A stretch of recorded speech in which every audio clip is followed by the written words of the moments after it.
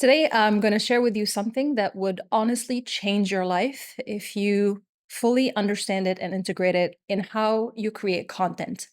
I get asked a lot, how do you create content that is both authentic and valuable and meaningful and, your full self-expression and content that also attracts buyers, that performs in the traditional sense of the word? How do you do those two things at the same time? And I want to say first that there was a point in my life when I actually didn't believe it was even possible for me to get clients while being myself and doing what I love. There was something in my mind that was telling me that those two things just could not coexist.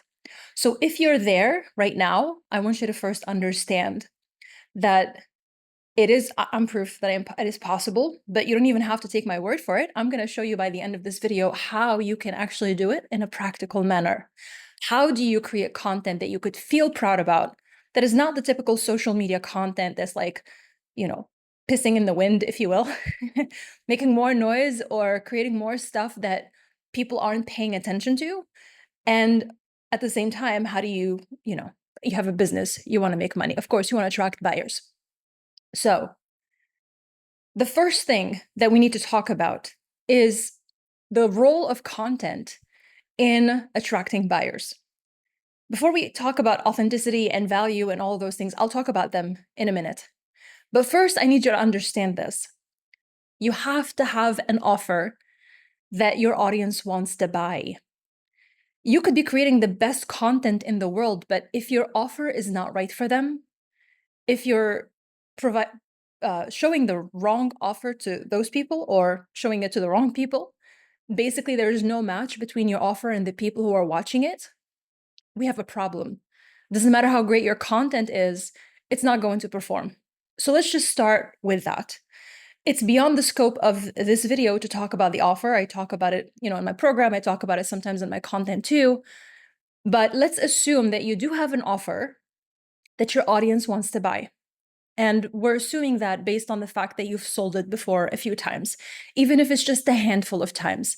If you haven't, before you try to sell it through content, go talk to people in real life. Go find your ideal clients and show them your offer and get their feedback.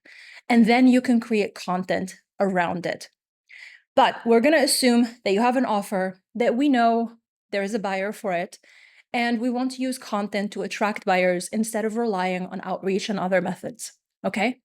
So what do? How do you combine your self-expression, your authenticity, sharing your perspective, your point of view, and all that beautiful stuff, that artistic, philosophical stuff, with business and performance?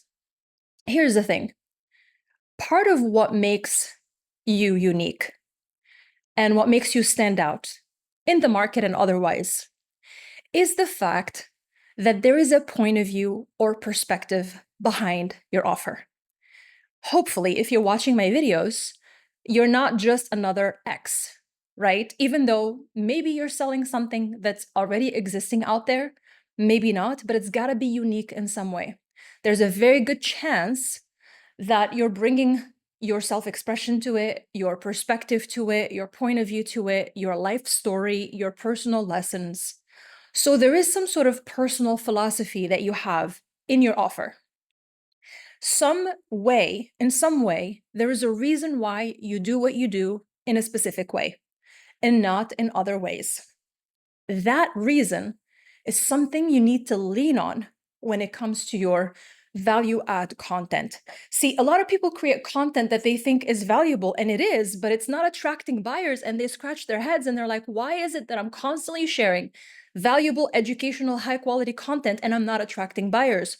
Why aren't people buying? Because it's not that kind of trust that you need. We think that trust is about showing that you're a good human being who's trustworthy and honest. That goes without a saying. Trust in business is about trusting that you are the person who is able to deliver on this result or this transformation that your offer is promising. So your content, you got to think about it like it's a product or service. Meaning, in the same way that when you're selling an offer, when you have an offer and you're presenting it to the world, a product or service, and you're presenting it, It has to either solve a problem or help people reach a certain desired outcome or a feeling or something, right? There's a reason why these people are paying money to get it. Well, with your content, it's the same thing. Your content has to be like a free product. You have to think of it the same way. Case in point, this content piece that I'm making is helping you solve a problem or reach a desired outcome. Now, I'm not asking you to pay for it in money, but you're paying for it in your attention with, your focus, with your energy.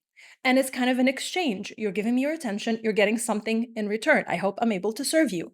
So this is how you got to think about your content. This is what value add really means. And this is the kind of adding value that actually makes a difference.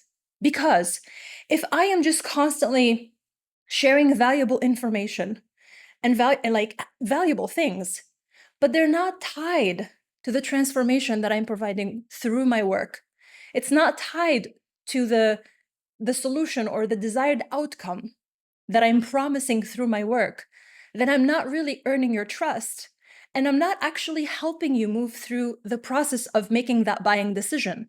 Because your content that is valuable, that is meaningful, that is helpful, that is a value add, is supposed to nurture or support people through their process as they decide. So you're educating them, you're helping them make a better buying decision. I often tell my clients and everyone who would listen this, your job is not to constantly try to sell.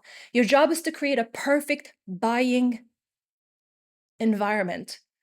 The buying environment that makes it easy or a no-brainer for a person to decide, yes, I want to work with you because you've helped me make my buying decision without much of an attachment, hopefully. I mean, it's easier said than done, of course, but you've got to work on that. That's an inner game that we have to work on.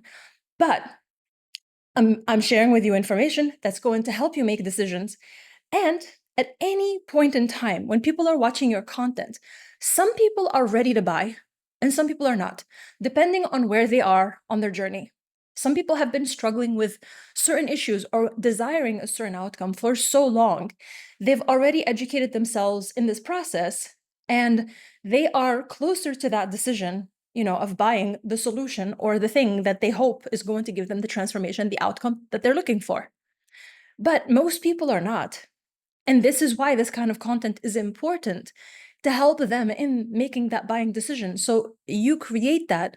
And by doing that, you're adding value, you're creating trust, you're helping them make that buying decision. And then if you are the right person for them and your offer is right for them, eventually there is a very good chance they're going to buy from you.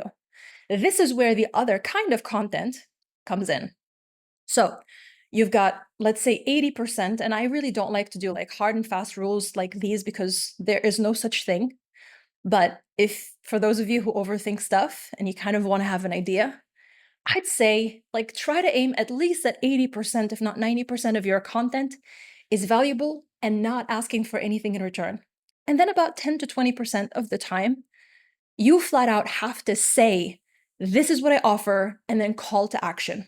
So that means, hey, if you've been watching me for a while and you want to work with me, this is what I offer. I have a program called dot dot dot. Mine is called Brand to Full Self-Expression. In fact, I will link wherever you're watching this. Check out the link to get a sample, a module from the program so that you can try it out. It is a mini course that you can go through within a couple of hours and it will help you gain clarity about your brand essence. So, you talk about your program, but not like I did right now, because this is not what I would call even though it's promotional, it's not exactly a promotional content. What I mean is you literally make a piece of content that does nothing but selling, does nothing but talking about your products and services, why they're so amazing, why you believe in them, talk about what to expect, benefits, etc., and call people to take the action. Tell them specifically what you want them to do.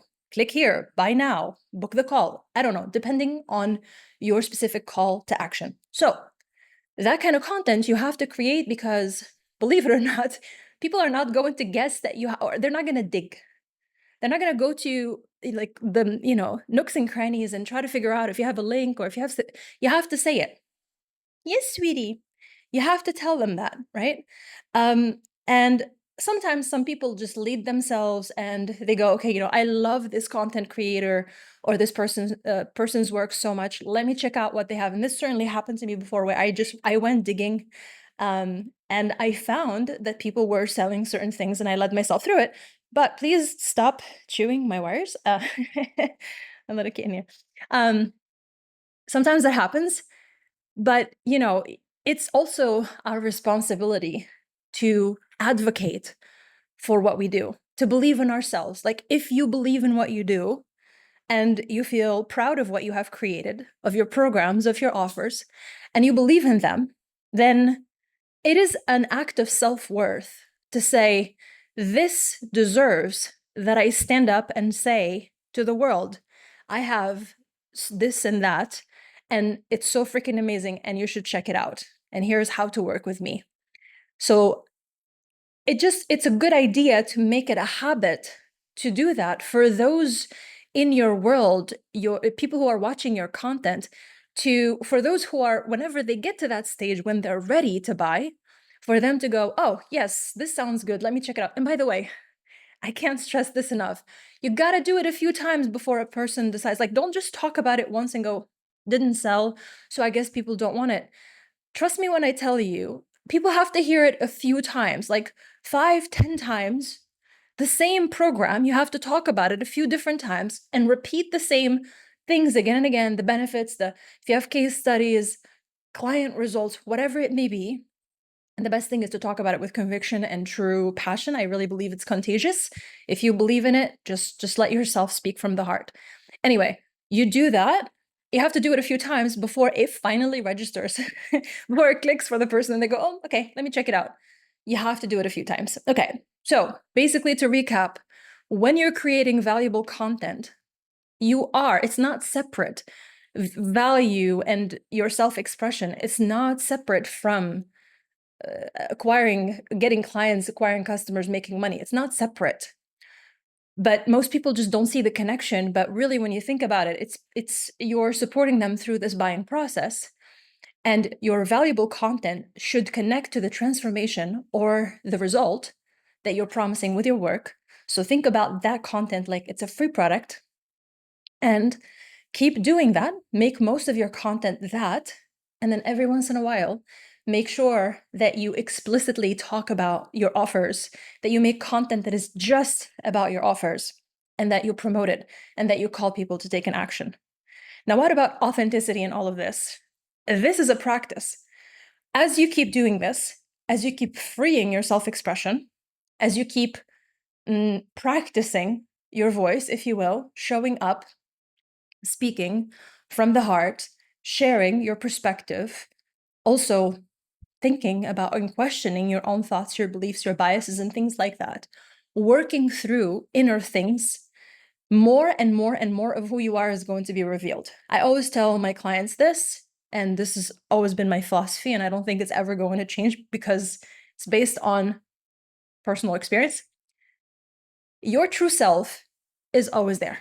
It's already there. You don't have to add anything. You don't have to actually cultivate, or cultivate maybe is not the right word. You don't have to like curate who you're supposed to be.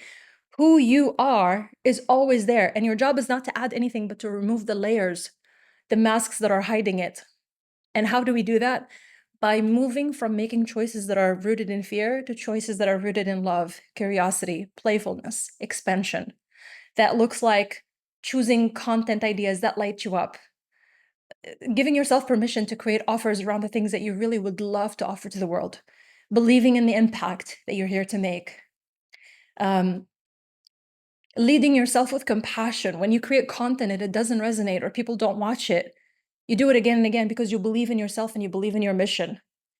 That is a journey of a lifetime, but your authentic self is always there. So I hope this was helpful. I trust that it is, at least to one person. I know it would have been to me at some point.